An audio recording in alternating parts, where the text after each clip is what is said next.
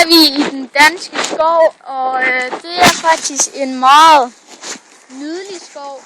Der findes masser af træarter, og de mest kendte sådan, det vil jeg nok sige, det er grantræer, som du kan se derovre, og det er egetræer og bøgetræer og birketræer.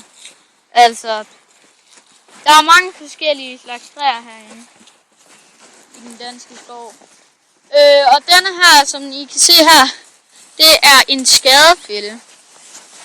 Og det er en skade, den elsker at spise æg og små æg fra andre fugle. Og det her, det er faktisk lovligt at sætte sådan en op her.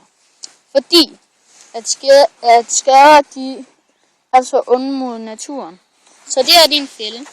Så når skaden, den ser her, et dejligt æg, så flyver den ned og trykker på den der plade. Og når den gør det, så klapper dem her to sammen, og så er den fanget. Og så kan man tage den, og så kan man proppe den ned i det her bur hernede. Og så skriger den og gør alt muligt. Og så kommer alle de andre skader, og så kan man fange flere efterhånden. Så det er sådan en skadefælde, man bruger til den.